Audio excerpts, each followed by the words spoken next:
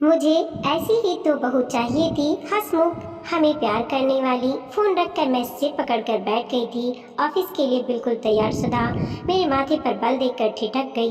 पूछा, क्या हुआ माँ, किसका फोन था? रमाबाई नहीं आएगी? आह, यह भी ऐन मौके पर धोखा देती है। वह फिर वापस मुड़ गई। बोली, माँ मैं लेट हो रही हूँ, निकलती हूँ। आप बिल्कुल परेशान ना हो। परेशान कैसे ना हो, कितनों दिनों बाद मैंने अपनी सहेलियों को लंच पर बुलाया है। अब कहाँ मैं किचन में खड़े होकर ज़्यादा देर तक खाना बना सकती हूँ। ओह, अब क्या करूँ? डोंट वरी माँ, आप किचन में मत जाना, मैं सब मैनेज कर दूंगी। बाय माँ, कहते कहते वह घर से निकल गई। मैं सिर पर हाथ रखकर बैठी रह गई। स्पाइन की कुछ समस्या के कारण कमर दर्द रहने से मेरा किचन में ज़्यादा काम करना छूट गया है। रमाबाई की ही खाना बनाती है। मेरे पति अनिल और बेटा अंकित तो टूर पर गए हैं। हम सास बहू ही आजकल घर पर हैं। तो मैंने अपने फ्रेंड्स को आज घर पर बुला लिया था। अब हम पांचों फ्रेंड्स अंकित और सुधा के विवाह के बाद आज ही मिल रहे हैं। अंकित के विवाह को 4 महीने ही हुए हैं। यही मुंबई में ही दोनों जॉब करते हैं। मुझे सुधा अच्छी लगती है। मुझे ऐसी ही तो बहू चाहिए थी, हंसमुख, हमें प्यार करने वाली। बस सुधा का किचन में जाने का मूड नहीं होता।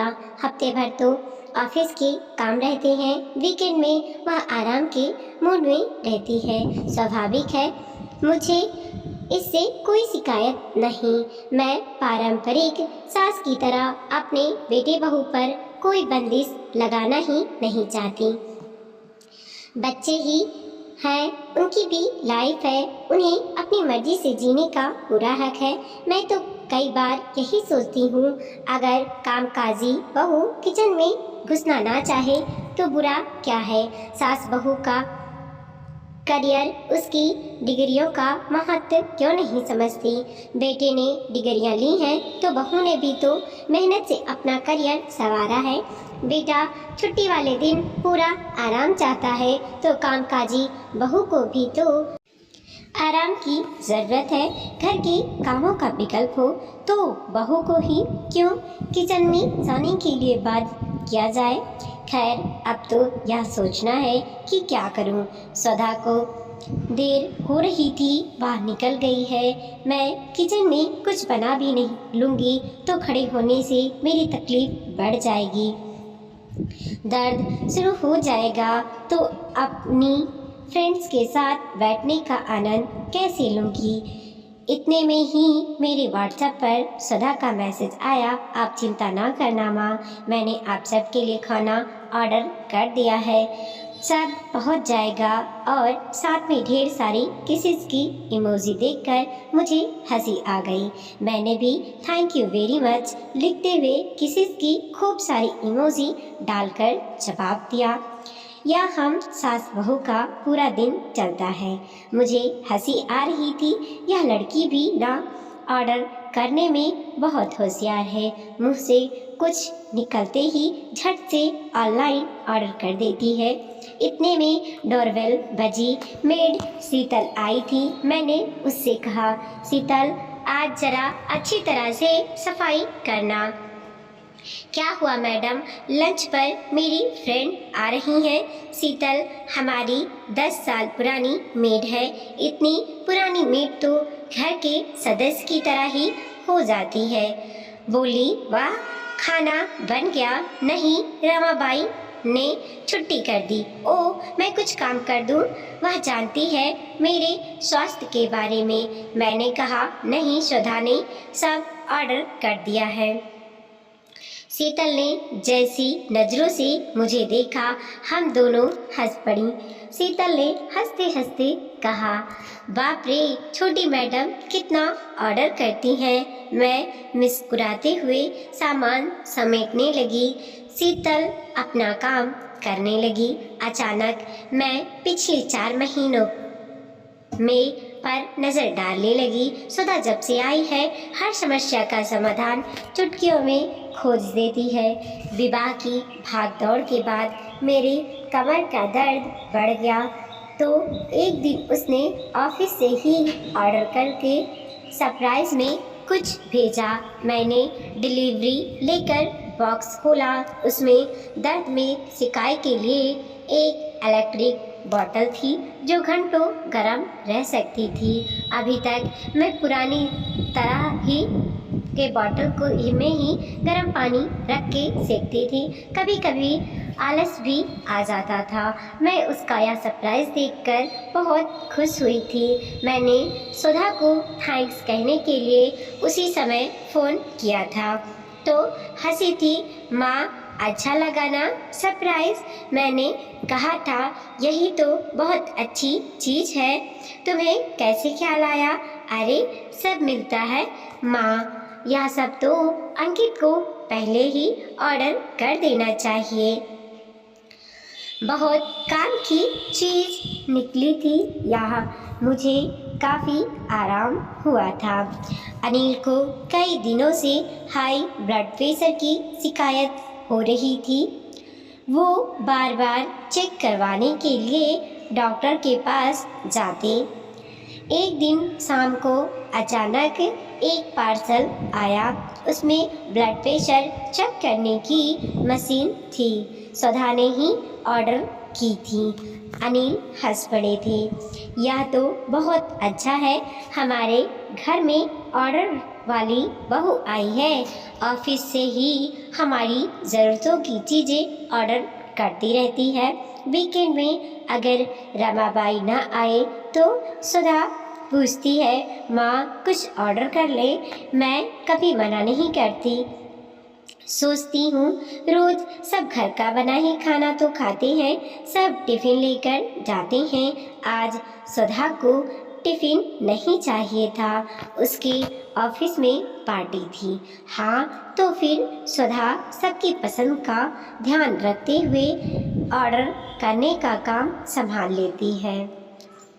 शीतल काम करके चली गई तो मैं भी नहा धोकर तैयार हो गई।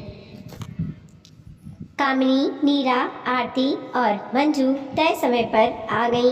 सुधा के आने के बाद हम आज पहली बार मिल रहे थे। हाल चाल के बाद नीरा ने पूछा, रश्मि कैसा लगा रहा है सास बनकर? बहुत अच्छा, बेटी की कमी पूरी कर दी सुधा ने। बहुत प्यारी बच्ची है, मुझे ऐसी ही बहू चाहिए थी। इतने में डोरबेल बजी। हमारा खाना आ गया था। आरती ने पूछा, कौन है? मैंने मुस्कुराते हुए कहा, हमारा लंच। अरे रमाबाई नहीं आई क्या? नहीं। ओह, फिर तो तुम्हें तकलीफ हो गई। तकलीफ कैसी? घर में ऑर्डर वाली बहू आई है, ऑटो में बैठते ही लंच का ऑर्डर कर दिया था उसने। सच? फिर तो उन्हें सुधा की ऑनलाइन मंगाई चीज़ें बताने लगी। सब हैरान थी, खुश भी। अब तक हमारे पाँचों में से बस आरती को ही ऑनलाइन ऑर्डर से चिढ़ होती थी। जब तक वह दुकान दुकान ना भटक ले उसकी शॉपिंग पूरी नहीं होती थी। उसकी फैमिली इस बात से खूब परेशान रहती है। सब्जी में 10 ठेले पर देखकर ही खरीदती है। आरती की आदता अनुसार कहा, पता नहीं कैसा स्वाद होगा, कब का बना भेज दिया होगा और चीज़ें भी पता नहीं कैसी निकलेंगी। नीरा ने कहा, अच्छी ही रहती हैं, कुछ वापस भी करना हो तो आराम से वापस होता है। दुकान दुकान भटकने की एनर्जी अब हम में भी तो नहीं बची। मैंने पार्सल खोला, गरम गरम पम्पकिन सूप भी था। सौधा जानती है मुझे सूप पीने का बहुत शौक है। हम जब भी बाहर जाते मैं सूप कभी मना नहीं करती। पिछली बार पम्पकिन सूप पिया था, मुझे बहुत अच्छा लगा था।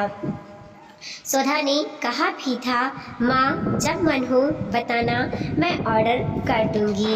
अंकित उस समय जोर से हंसा था। कहा था, माँ सुधा को बस एक बार कुछ बोलो कि आपको क्या चाहिए, होम डिलीवरी हो जाएगी।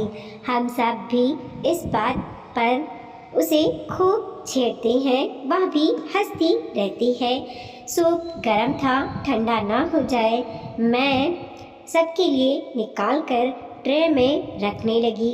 सबको सूप बहुत पसंद आया। फिर कामिनी ने कहा, चलो देखते हैं और क्या ऑर्डर किया है बहू रानी ने। देखो तो स्टार्स के साथ शाही पनीर, मिक्स वेज और नान सबके मुंह में एक साथ निकला। अरे वाह, चलो खाते हैं। हम सब ने खाने का भरपूर लुत्फ उठाया। आइसक्रीम तो एक दिन पहले ही आ गई थी। कुछ देर बातें होती रही। उसके बाद सब जाने के लिए उठने लगी तो आरती ने कहा, सुनो। हम सब ने उसे प्रश्नवाचक निगाहों से देखा तो वो मुस्कुराते हुए बोली, बहू तो कमाल है, हम सबके लिए शानदार लंच मैनेज करवा दिया।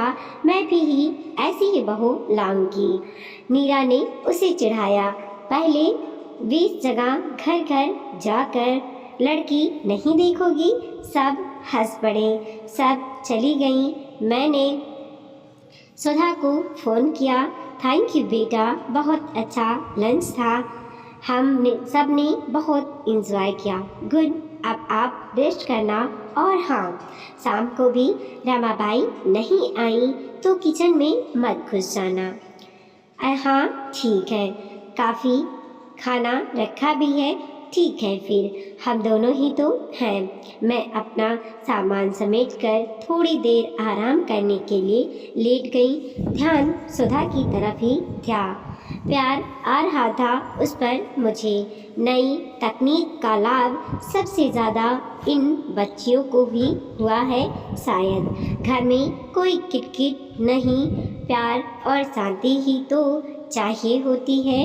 मॉडर्न टेक्नोलॉजी का फ़ायदा उठाकर आजकल की ये कामकाजी बच्चियां घर बाहर सब मैनेज कर लेती हैं। फिर क्यों पुरानी लीक पर अड़ी सासें खुद को नहीं बदलती।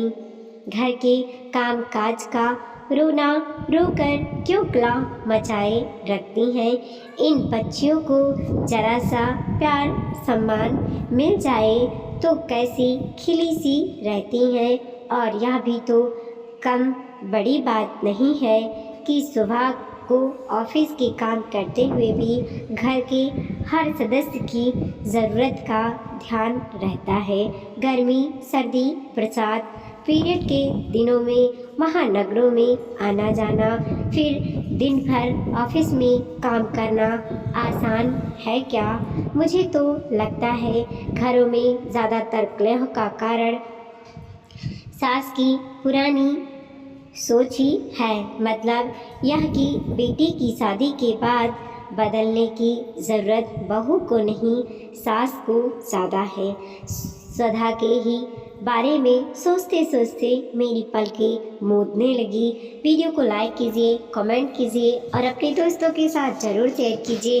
चैनल पर नए हैं प्लीज़ सब्सक्राइब कीजिए और देखते रहिए मोटिवेशनल स्टोरी। मिलते हैं और अगले नए वीडियो के साथ।